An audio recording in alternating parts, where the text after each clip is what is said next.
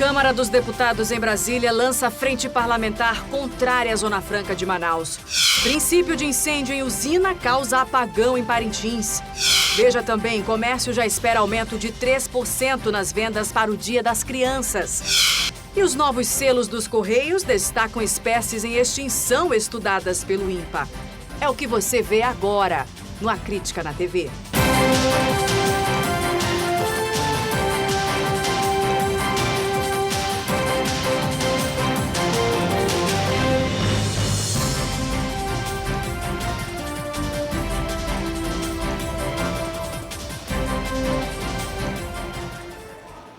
Olá, muito boa noite para você. Como falei agora há pouco no Alerta Amazonas, nesta quarta-feira em Brasília, a Câmara dos Deputados deve lançar uma frente parlamentar em defesa do setor de bebidas de outros estados brasileiros.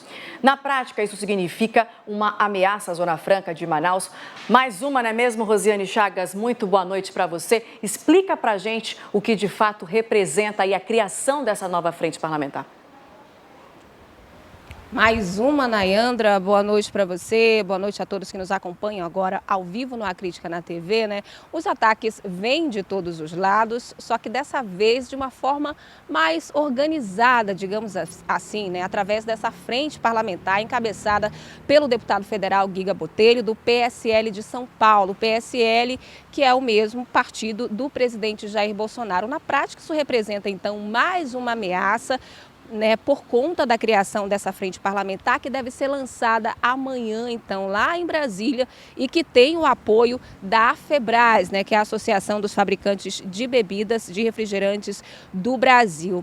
Agora, essa campanha, esse movimento, a gente pode chamar isso sim de uma campanha, Nayandra, ela mira diretamente na Zona Franca de Manaus, inclusive no site da AFEBRAS a gente pode acompanhar essa imagem.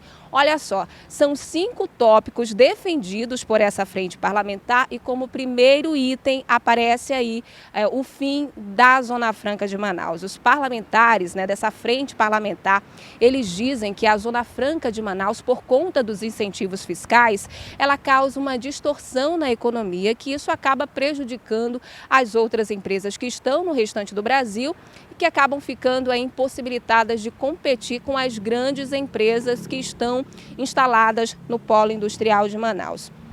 Eles querem justamente chamar a atenção, né, para essa diferença do imposto e eles chamam inclusive os incentivos fiscais da Zona Franca de Manaus de regalias, né, dizendo que os incentivos fiscais concedidos às empresas aqui no polo industrial de Manaus são regalias, que eles querem então que essa reforma tributária que já vem se desenhando no Congresso Nacional, inclusive justamente por conta dessa reforma tributária que já vem se desenhando, que eles estão lançando esse movimento, essa frente parlamentar, porque eles já querem incluir na reforma tributária, nessa proposta de reforma tributária que vem sendo estudada, né, o imposto igualitário, que se tiver de ter incentivos fiscais para a Zona Franca de Manaus, que tenha também para outras regiões, ou então não tem para ninguém. Eles querem realmente o fim da Zona Franca de Manaus. E olha, a gente já alertou isso aqui no A Crítica na TV, né? A gente já falou, esse assunto é recorrente aqui no A Crítica na TV, a gente sempre fala dessas ameaças, né, que vêm contra a Zona Franca de Manaus. Essa questão da reforma tributária é uma delas e já houve reações sim. A Federação das Indústrias do Estado do Amazonas, né, o representante que fica lá em Brasília, ele já se posicionou, disse que a Zona Franca de Manaus ela está em uma área de exceção, em uma região estratégica, muito por conta da nossa floresta, né? A Zona Franca de Manaus é aquele... tem o slogan de desenvolvimento aliado à preservação da floresta, que isso é muito importante. Citou inclusive também o nosso IDH, o nosso Índice de Desenvolvimento Humano, que é um dos mais baixos do país. Os empregos que são gerados, né, aqui na Zona Franca de Manaus e que tudo isso justifica, né, os impostos, esses incentivos fiscais da Zona Franca de Manaus, salientando também que a Zona Franca está prevista na Constituição e que isso é um fato caso queiram, né, os parlamentares entender ou não, esse é um direito da Zona Franca de Manaus que está na Constituição brasileira. Agora, portanto, a gente vai ter que esperar a reação da bancada amazonense. E esse, claro, é o ponto principal, né, Nayandra? Porque esses parlamentares estão se organizando lá em Brasília, os nossos parlamentares precisam se organizar aqui também em defesa da Zona Franca de Manaus, dos nossos direitos, dos nossos empregos, principalmente. Com toda certeza, Rosiane Chagas, e a gente vai atrás dos nossos parlamentares do Amazonas para saber como é que eles vão se movimentar aí contra a criação dessa frente parlamentar, qual vai ser, como é que eles vão trabalhar isso, que realmente é uma ameaça para a Zona Franca de Manaus. Agora, Rosiane, é muito interessante eles falarem que os incentivos fiscais da Zona Franca são regalias, não é mesmo? São regalias. Regalias essas, né, que mantêm aí, que garante os empregos, os milhares de empregos aqui na região e também mantém a floresta em pé. Depois não adianta ir lá para a ONU não é isso? Não adianta defender a Amazônia lá na ONU não. Exatamente, é o que a gente tem visto ultimamente, né? Está acontecendo, né, a Assembleia Geral da ONU, teve a cúpula do clima, muito se fala em Amazônia, mas essa questão é realmente uma questão muito sensível. E quando a gente conversa com os empresários, principalmente do setor, eles são categóricos em dizer que as ameaças elas não param, que, né, a Zona Franca não é uma coisa garantida, não é porque se prorrogou que tem que relaxar, que tem que acreditar que nada vai acontecer, porque realmente os ataques eles vêm de todos os lados e realmente é muito difícil para quem vive nas outras regiões entender o que acontece aqui na Zona Franca, mas a nossa região ela é atípica. Realmente a gente tem condições aqui muito diferentes, né, do Sudeste, da região Centro-Oeste. Então é um ponto que tem que ser levado em consideração e que os nossos políticos daqui precisam acordar realmente para essa questão, para defender de verdade a nossa região. Com toda certeza. Muito obrigada pelas suas informações, Rosiane Chagas. A gente vai continuar acompanhando aí essa situação desses ataques, aí, a continuidade desses ataques à Zona Franca de Manaus. Boa noite para você, até amanhã. A gente muda de assunto para falar sobre uma inspeção do Ministério Público Federal que identificou diversos problemas nos serviços de saúde e educação oferecidos no município de Iranduba. Entre as irregularidades encontradas estão a falta de livros didáticos e merenda escolar de baixa qualidade, profissionais da saúde com salários atrasados, falta de medicamentos e hospital sem ambulância com UTI. O órgão deu prazo de 15 dias para que Iranduba, o município, dê esclarecimentos. Essa foi a primeira visita das que o MPF, né, o órgão, programou para acompanhar a situação dos municípios da região metropolitana de Manaus. Mais detalhes você acompanha no portal acritica.com e nós vamos agora ao resumo de notícias.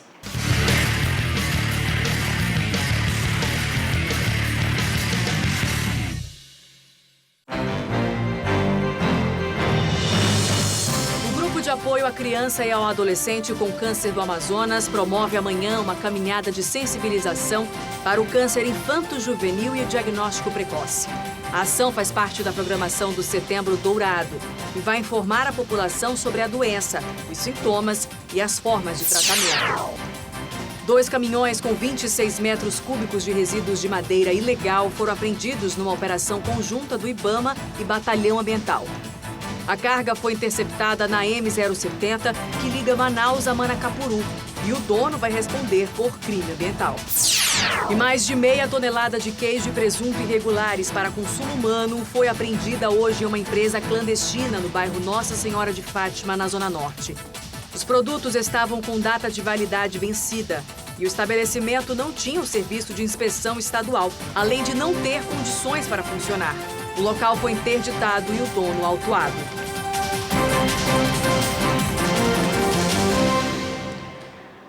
Um princípio de incêndio na usina da Amazonas Energia em Parintins deixou a cidade sem luz durante 1 hora nesta terça-feira. Segundo a empresa, houve sobrecarga nos cabos de força dos grupos geradores, o que causou um curto-circuito nos cabos de alta tensão. O fornecimento de energia elétrica já foi normalizado em toda a cidade. Mesmo assim, nas últimas semanas, moradores têm reclamado da constante falta de energia no município. A Amazonas Energia informou que o problema ocorre devido ao alívio de carga em horários de pico. De acordo com a empresa, as altas temperaturas do verão amazônico contribuem para isso. Por isso, sempre que necessário, essa redução de carga vai ser utilizada. Quem nunca ficou na dúvida na hora de comprar remédio mais barato na farmácia com medo de mudar o resultado do tratamento? Muita gente acredita que os medicamentos genéricos ou similares podem ser menos eficazes que os de marca. Mas não é bem assim não, viu? Nós vamos entender melhor na reportagem da Rosiane Chagas. Eles têm o mesmo princípio ativo, a mesma dose e a mesma fórmula. Mas, quando se trata de preço, os medicamentos genéricos saem na frente dos de marca. Bem mais baratos, eles são a opção de muita gente na hora de comprar remédio.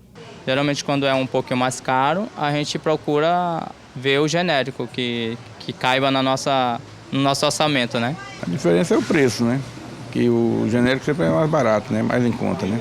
Os genéricos representam hoje 30% do mercado de medicamentos no Brasil, segundo a Associação Brasileira de Indústrias de Medicamentos Genéricos. Eles viraram política pública por aqui em 1999, através de uma lei para tornar os tratamentos mais acessíveis à população de baixa renda. E os genéricos são mesmo um alívio para o bolso. Mas o fato de serem mais baratos acaba levantando dúvidas quanto à eficácia do medicamento, o que, segundo especialistas, é um equívoco, já que o baixo preço é justificado pela própria indústria farmacêutica. Isso porque eles não levam o mesmo tempo que os de marca para serem desenvolvidos. E quando você explica, as pessoas começam a entender, ver que é mais barato, vai surtir o mesmo efeito, compram. Na hora do registro do medicamento genérico, eles têm que mandar para a Anvisa o nome do medicamento e todos os estudos que comprovem a segurança do medicamento, que ele vai surtir o efeito, que ele vai ser eficaz e que a biodisponibilidade dele no corpo da pessoa. No mercado hoje existem 3 tipos de medicamentos: o genérico, de marca e o similar. Esse último também é alvo de polêmica. Isso porque ele pode ter variação na fórmula, ser mais ou menos forte que os de marca e os genéricos.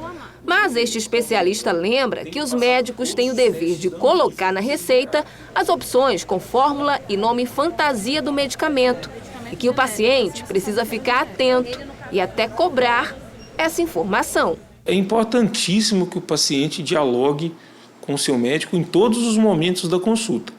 No momento da entrega do receituário médico não é diferente.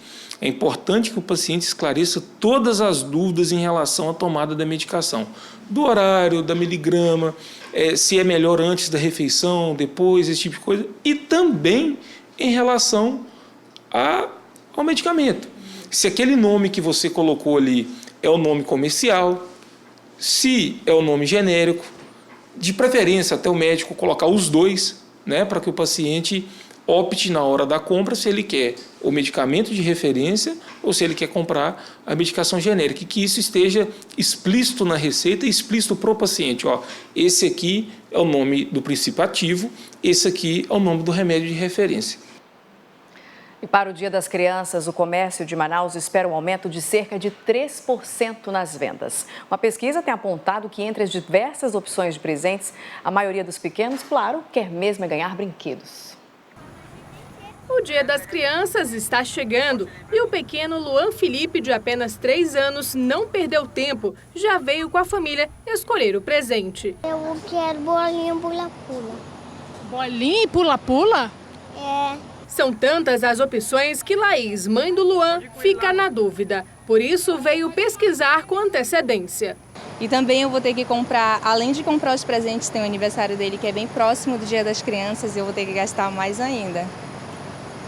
Como fica o orçamento? Tá difícil, tá apertado.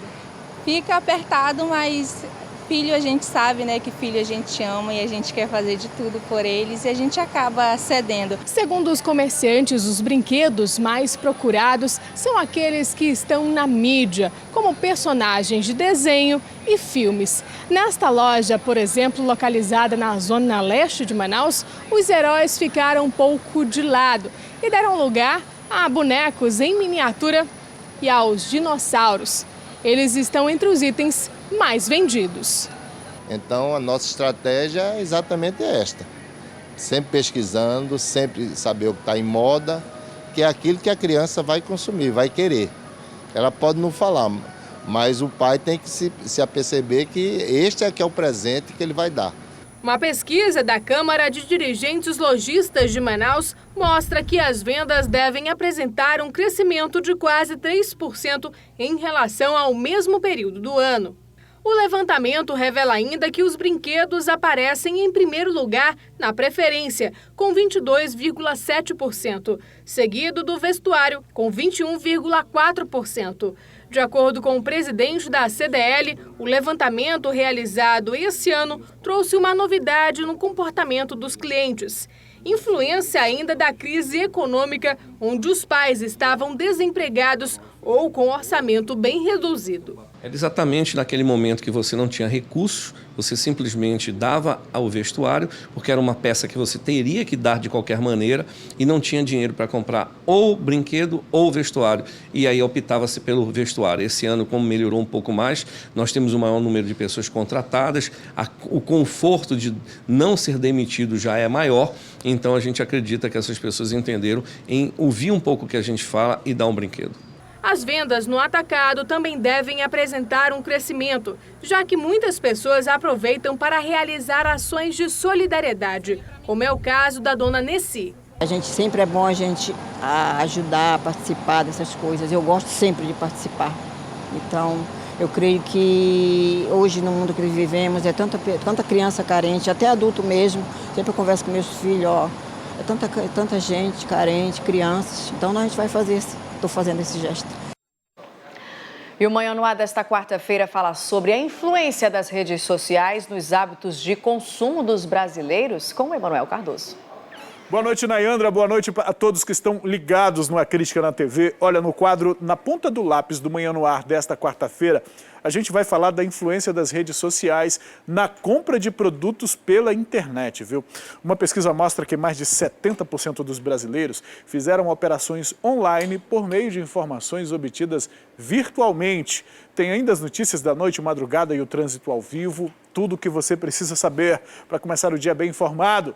O Manhã no Ar começa às 6 em ponto e eu aguardo todos vocês, hein? Esse é o nosso Galã de Parintins. Daqui a pouco tem transmissão dos Jogos do Peladão aqui na tela da TV A Crítica. A gente fala agora ao vivo com ela, repórter Catiane Moura, que já está lá no Estádio da Colina, traz todas as informações pra gente. Oi, Catiane Moura, conta aí quem é que vai entrar em campo daqui a pouco. Boa noite para você. Muito boa noite para você, Nayandra. Muito boa noite a todos que estão acompanhando, ligadinhos aí no A Crítica na TV. Você já ouviu o barulho de vuvuzela, né? Então significa que os jogos hoje aqui vão ter torcida e vão ser quentes também, porque vem gente experiente aqui para o campo, hein, Nayandra? A gente tem aí às 8h30, no Peladinho, duas equipes já conhecidas no futebol. O Futuro da Colina, que é a escolinha do Vasco, que vai trazer aí alguns jogadores que inclusive já fazem parte, né, de alguns times aqui da região, contra o Leão Esporte Clube, que também é um time estreante, digamos assim, no Peladão. No entanto, eles vêm treinando e já vêm de 2 vitórias. Então, significa que apesar de serem estreantes, eles jogam bastante futebol. Então, vai ser um jogo bem esperado, inclusive, porque já veio muita gente aqui, se apresentou ali na torcida como torcedores aí do time, desses times que vão jogar no Peladinho. E a gente tem depois o Master, aqui a gente vai ter um encontro de gerações, na verdade, né? O Peladinho com o Master. E esses jogadores também, alguns já experientes, que já passaram por clubes, né, aqui do Amazonas. A gente tem o Amigos da Barriga, olha só aí o nome desse time, né? Você já imagina por quê. E aí eles vão enfrentar o Amigos da Cidade Nova, só lembrando que esses dois clubes do Master vêm lá do bairro Cidade Nova, zona norte de Manaus, e também prometem um jogão, inclusive um deles é campeão, né, do Peladão do ano passado. Então são jogadores já bastante experientes, que manjam muito de futebol e com certeza vão dar um show, e a gente vai estar transmitindo tudo logo depois do A Crítica na TV, às 8h30 começa aqui a nossa transmissão. E claro, quem não pode vir ao estádio vai estar aí ligado na TV A Crítica, que a gente vai estar transmitindo todos os detalhes, né? Todos os jogos, inclusive os 2 jogos de hoje, para você aí de casa. Nayandra. Bom trabalho para você e toda a equipe, Catiane Moura. Obrigada pelas suas informações, viu? Boa noite. Daqui a pouquinho o maior campeonato de peladas do mundo na tela da TV A Crítica. A Crítica na TV segue daqui a pouco com a melhoria no atendimento de saúde aos indígenas do Amazonas, que virou alvo de debate aqui em Manaus. Agora, 8h09, a gente volta já.